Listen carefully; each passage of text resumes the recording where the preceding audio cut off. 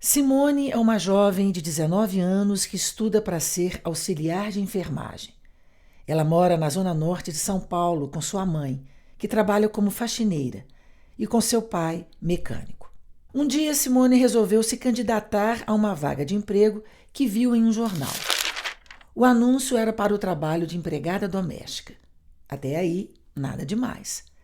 Mas quando leu toda a descrição do anúncio, Simone ficou revoltada.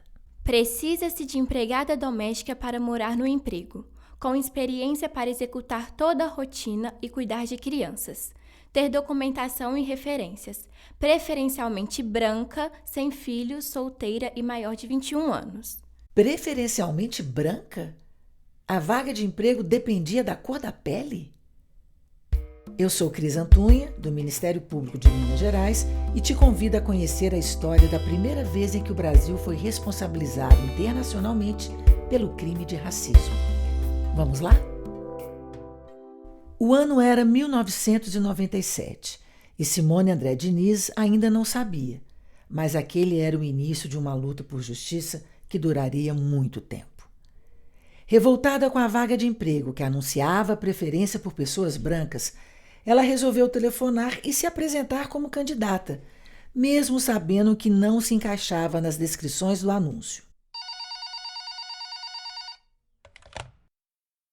Ao atenderem, Simone se identificou e disse que estava ligando pela vaga de emprego.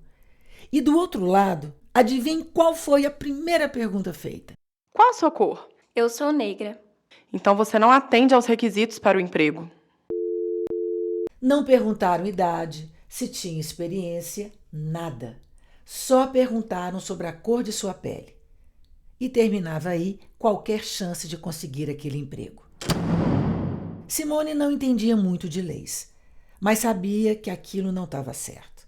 Impedir uma pessoa de trabalhar simplesmente pela cor da pele?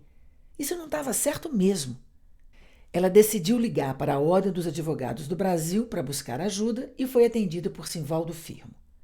Ele verificou o anúncio, confirmou que sim, era um caso de racismo. E como racismo é crime, Simone foi à Delegacia de Crimes Raciais de São Paulo, acompanhada de Simvaldo, e fez o boletim de ocorrência. Foi aberto um inquérito policial para investigar o caso. Em apenas 14 dias, a polícia concluiu sem responsabilizar ninguém. O relatório foi enviado ao Ministério Público, que pediu o arquivamento do caso por não ter encontrado indícios de crime de racismo, que foi acatado pela Justiça. Em apenas um mês, Simone viu seu caso ser encerrado pelas instituições brasileiras. O caso Simone André Diniz é um exemplo contundente do racismo institucional que, infelizmente, persiste na sociedade brasileira. Por 2 vezes, Simone sofreu discriminação racial, a primeira quando, respondendo a um anúncio de emprego em um jornal de grande circulação, que solicitava expressamente uma funcionária de cor branca, ao informar que era negra, lhe foi dito que não atendia aos requisitos para emprego. A segunda vez, quando buscou justiça perante os órgãos competentes e teve seu processo penal arquivado a despeito de contundentes provas de racismo existentes no processo. Essa foi a desembargadora Jane Granzotto, comentando o caso já em 2022. Mas vamos voltar a 1997. A luta por justiça não ia parar por aí. Com o apoio de algumas entidades de combate ao racismo, Simone decidiu denunciar o Estado brasileiro para a OEA, a Organização dos Estados Americanos. O caso tramitou por longos 8 anos e, em 2006, a Comissão de Direitos Humanos da OEA emitiu sua decisão. O Brasil tinha falhado com Simone André Diniz. E o que significou essa condenação? O Estado e o sistema de justiça brasileiros tiveram que se responsabilizar, indenizar a vítima e promover mudanças no tratamento dessas questões raciais.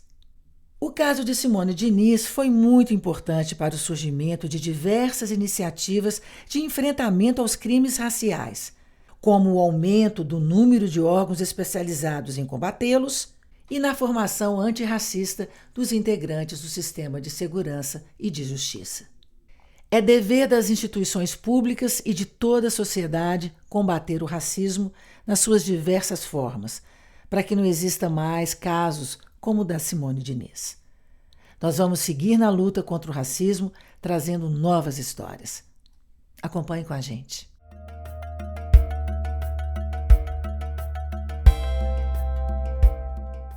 A história da primeira responsabilização do Brasil por racismo na esfera internacional nos leva a pensar sobre como este tema é algo que, infelizmente, está institucionalizado na nossa sociedade. Ele está na estrutura do nosso país e é reproduzido até mesmo no nosso sistema de justiça.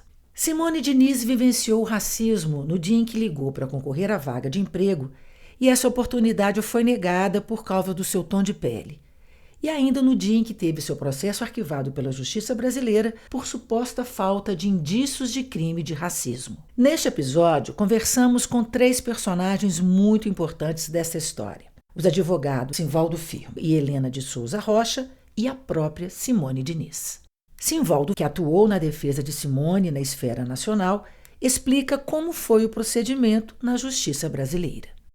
O caso Simone André Diniz no sistema de justiça brasileiro foi conduzido de uma forma totalmente contrária ao que tinha nos autos, ou seja, houve um inquérito policial, foi juntado o anúncio de jornal à época, foi ouvida a Simone Diniz, foi ouvida uma testemunha também, outra pessoa que ligou, e a senhora, essa mesma senhora foi ouvida na delegacia e ela confirmou que não queria realmente uma empregada da cor negra. O promotor analisou e disse que não havia crime naquele caso. Então ele requereu o arquivamento. O juiz foi lá e arquivou o caso. Então foi esse o procedimento do sistema de justiça brasileiro em relação ao caso Simone André Diniz.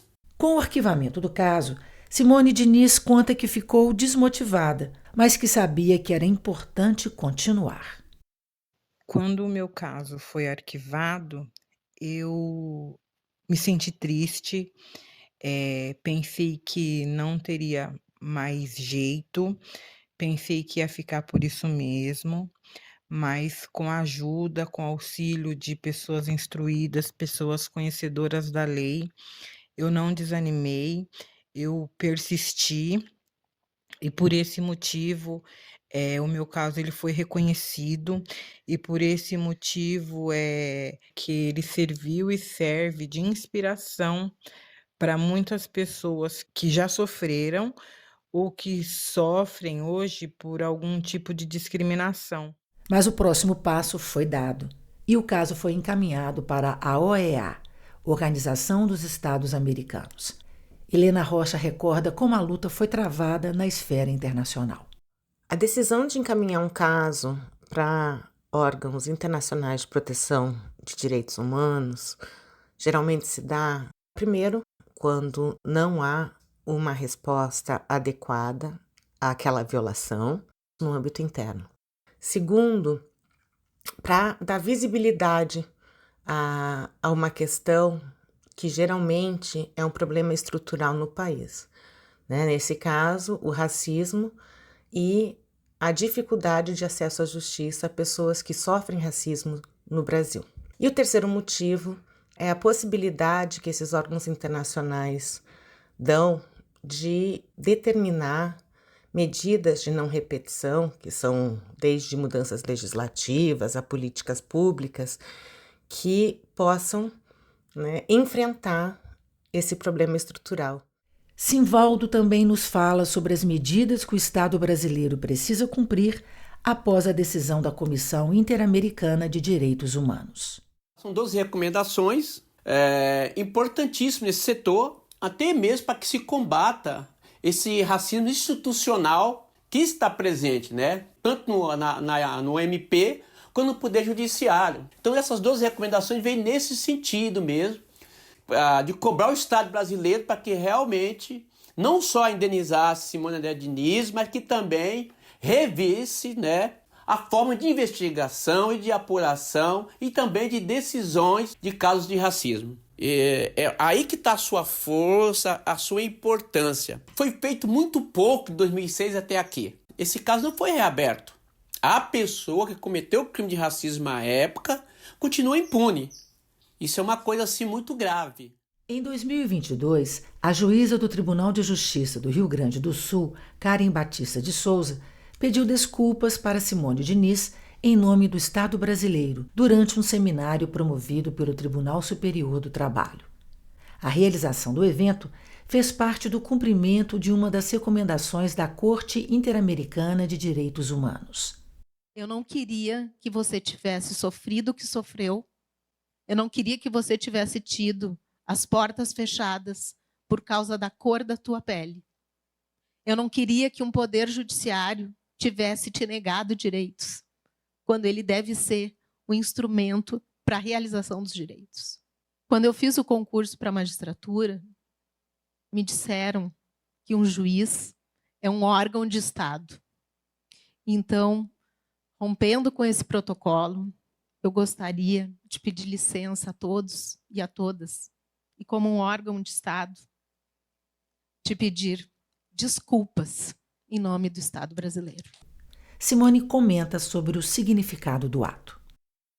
As desculpas foram totalmente sinceras, eu me senti acolhida, eu me senti abraçada, não somente por uma juíza, mas eu me senti abraçada por todos e todas que estavam ali naquele auditório, que sentiram a minha dor e que sentem a minha dor até hoje.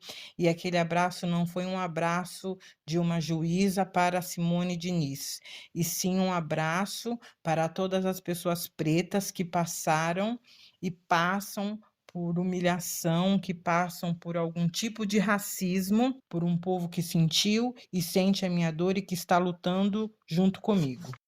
Esse foi o Sobretons, o podcast antirracista do Ministério Público de Minas Gerais. Eu sou Cris Antunha e estão comigo na equipe Alice Rodrigues, Alender Barreto, Eduardo Cury, Esther Gonçalves, Gisele Borges, Helena Drummond, Larissa do Vale, Leonardo Faustino, Mariana Alves, Marisa Guimarães, Olívia Ramalho e Thaís Dutra. Esse episódio teve como fontes Comissão Interamericana de Direitos Humanos, Tribunal Superior do Trabalho, Justiça Federal e Portal UOL. Contou com áudio do Seminário Nacional Simone André Diniz, Justiça, Segurança Pública e Antirracismo, realizado no dia 17 de novembro de 2022 pelo TST. Anúncio publicado na Folha de São Paulo em 2 de março de 1997, lido por Alice Rodrigues. Acompanhe a gente na Rádio MP, em radiomp.mpmg.mp.br, no YouTube ou ainda no Spotify. Compartilhe esse conteúdo. Junte-se a nós na luta contra o racismo. Siga o MPMG nas redes sociais, procure por MPMG Oficial e deixe a sua sugestão para os próximos episódios do Sobretons. Obrigada pela companhia e até a próxima.